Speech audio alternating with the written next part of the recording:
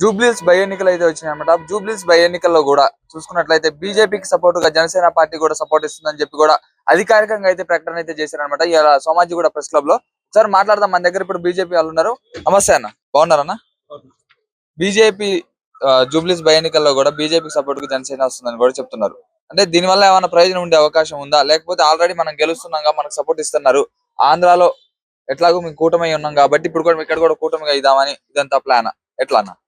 Bharatiya Janata party జూబ్లీస్ ఎన్నికల్లో ఒక బలీయమైన శక్తి. ఎవరు అవునన్నా కాదన్నా ఈ రోజు ఎందుకనంటే గడిచిన 10 సంవత్సరాల్లో బీఆర్ఎస్ పార్టీ ఏం చేయలేదు. ఈ 2 సంవత్సరాల్లో రేవంత్ రెడ్డి ప్రభుత్వం కూడా ఏం చేయలేదు. దానికన్నా ఈ రోజు ప్రత్యామ్నాయ శక్తిగా భారతీయ జనతా పార్టీ అవతరించింది. పై న్యాచురల్ గా మాకు జనసేన పార్టీ మిత్రపక్షం. ఆల్రెడీ మేము ఆ ప్రభుత్వంలో కలిసి పనిచేస్తున్నాం. వారు ఉప ముఖ్యమంత్రిగా ఉన్నారు పవన్ కళ్యాణ్ గారు. ఖచ్చితంగా రాబోయే రోజుల్లో భారతీయ జనతా పార్టీ గడిచిన 2023 ఎన్నికల లోపల కూడా పొత్తులో భాగంగానే మేము ఇక్కడ పోటీ చేసినాం. వారు 8 సీట్లలో జనసేన పార్టీ పోటీ చేసింది తెలంగాణలో. దాంట్లో భాగంగానే ఈ రోజు బేషరతుగా సంపూర్ణ మద్దతు ప్రకటించారు. రాబోయే రోజుల్లో పవన్ కళ్యాణ్ గారు కూడా ఒక రోడ్ షోకి రమ్మని చెప్పి ఆహ్వానించడం జరిగింది. వారు వస్తారని చెప్పి కూడా చెప్తున్నారు. డేట్ ఇంకా ఫిక్స్ కాలేదు, ఆ సమయం చెప్తాం. ఎందుకు అని అంటే ఈ రోజు జనసేన పార్టీ భారతీయ జనతా పార్టీకి మద్దతు తెలపడం అనేది ఒక గేమ్ చేంజర్ గానే భావిస్తున్నాం. రాబోయే రోజుల్లో ఖచ్చితంగా ఇది ఒక శక్తివంతమైన పార్టీ, శక్తివంతమైన కలయిక జూబ్లీస్ ప్రజలు గమనిస్తా ఉన్నారు. ఎందుకనంటే ఈ రోజు ఏ రంగంలో చూసినా, ఏ వాగ్దానంలో చూసినా, ఏ హామీలలో చూసినా రేవంత్ రెడ్డి ప్రభుత్వం సర్వంగా విఫలమైంది. కాబట్టి భారతీయ జనతా పార్టీకి ఆ అడుగడుగున ఈ రోజు బ్రహ్మరథం పడతా ఉన్నారు. ఒకవైపు రౌడీల ఫ్యామిలీస్ తీసుకొని వచ్చి ఎన్నికల్లో అభ్యర్థులను నిలబెట్టారు. అదేవిధంగా ఎంఐఎం పార్టీని తీసుకొని వచ్చి మద్దతు తెలుపుతా ఉన్నారు. ఈ రోజు ఎంఐఎం పార్టీ ఒక రౌడీల పార్టీ, ఈ 2 పార్టీలు కలిసి ఏం చేయాలనుకుంటున్నారు? తెలంగాణ సమాజాన్ని కానీ హైదరాబాద్ ప్రజల్ని కానీ భయభ్రాంతులకు గురి చేసి, నిన్న కూడా రేవంత్ రెడ్డిని చూసినాం కదా, ఒక రౌడీ మాట్లాడే భాషనే మాట్లాడుతా ఉన్నాడు. కనుక ఈ రౌడీల భాష, రౌడీయిజము, దౌర్జన్యాలు, గూండాగిరి ఇవన్నీ నశించాలనుకుంటే భారతీయ జనతా పార్టీ గెలవాలి. దానికనే పరిపూర్ణంగా మద్దతు తెలపడం కోసం జూబ్లీహిల్స్ ప్రజలు సిద్ధమై ఉన్నారు. అదే జూబ్లీహిల్స్ లో చూసుకున్నట్లయితే ప్రతి ఒక్కరు కూడా ఈ సర్వేలు కావచ్చు, ప్రతి ఒక్క దాంట్లో కూడా బీజేపీ 3వ అంచెలో ఉందన్నమాట. అంటే 3వ స్థానంలో ఉంది. ఎట్లా దీన్ని ఫస్ట్ స్థానానికి తీసుకురాగలదు ఈ 7 రోజుల టైంలో కూడా? ఏ సర్వేలు కూడా అట్లా చెప్తలేవు.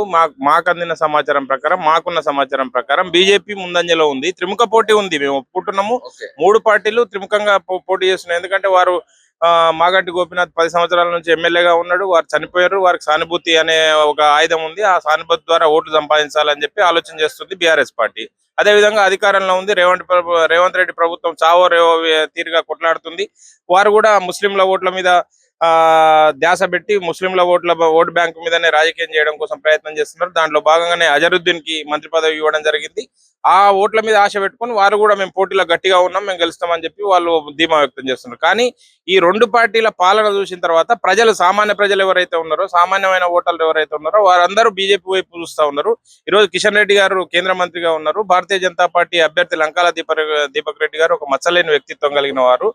రేపు గెలిస్తే ఒక డబుల్ ఇంజన్ ఈడ సికింద్రాబాద్ పార్లమెంట్ ఎంపీ కిషన్ రెడ్డి గారు కేంద్ర మంత్రి, అదేవిధంగా ఆ పార్లమెంట్ పరిధిలో వచ్చే జూబ్లీహిల్స్ నియోజకవర్గము ఎమ్మెల్యే దీపక్ రెడ్డి గారు. ఈ ఇద్దరు కాంబినేషన్ లో డబుల్ ఇంజన్ గా ఈడ పనిచేస్తుంది. కాబట్టి ప్రజలందరూ ఈ విధంగా మాకు మద్దతు తెలపడం కోసం సిద్ధమై ఉన్నారు.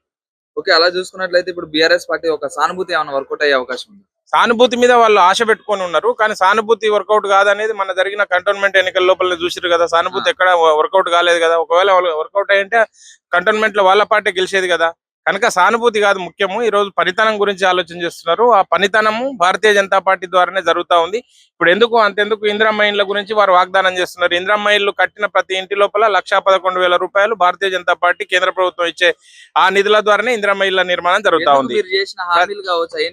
అన్ని తెలుసు, ప్రజలకందరికి తెలుసు. ఈ నాయకులు మభ్యపెట్టి బుల్డోజ్ చేయడం కోసం ప్రయత్నం చేస్తున్నారు. కానీ నాయకులకు తెలియదు ఆ సమాచారం. కానీ సామాన్య ప్రజలకు అందరికీ తెలుసు. కేంద్ర ప్రభుత్వం ద్వారా వచ్చే నిధులేంది, కేంద్ర ప్రభుత్వం ఇస్తున్నదేంది. కేంద్ర ప్రభుత్వం ఈ రోజు బియ్యం ఇస్తుంది, కేంద్ర ప్రభుత్వం ఉచితంగా గ్యాస్ సిలిండర్ ఇచ్చింది, కేంద్ర ప్రభుత్వం పక్కా ఇంటి నిర్మాణం చేస్తుంది, కేంద్ర ప్రభుత్వం ఆయుష్మాన్ భారత్ కార్డు ఇస్తుంది, ఆ కేంద్ర ప్రభుత్వం ఇండ్లు కట్టిస్తా ఉంది.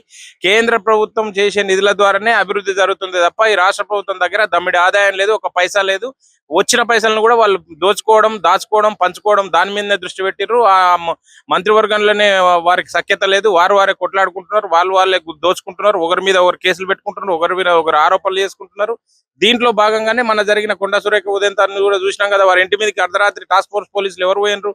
కనుక ఈ అన్ని చూస్తూ భారతీయ జనతా పార్టీకి పట్టం కట్టడం కోసం జూబ్లీహిల్స్ సమాజం సిద్ధమైనది. ఇంకొకటి, ఒక రౌడీ నేపథ్యం కలిగిన ఫ్యామిలీ, నవీన్ యాదవ్ అనే క్యాండిడేట్ ఒక రౌడీ నేపథ్యము, రౌడీ షీట్ నేపథ్యము, మర్డర్లు చేసిన చరిత్ర, నగర బహిష్కరణకు గురైన చరిత్ర ఆ పార్టీకి ఉంది. కాబట్టి మొన్న జరిగిన బైండ్ ఓవర్ కేసులో పోలీసులు, ఈ ప్రభుత్వంలో రేవంత్ రెడ్డి ప్రభుత్వమే కదా బైండ్ ఓవర్ చేసింది. ఎవరిని చేసింది? శ్రీశైలం యాదవ్ బైండ్ ఓవర్ చేసింది. నవీన్ యాదవ్ చిన్నాయనను నాయనను ఇద్దరిని బైండ్ ఓవర్ చేసింది.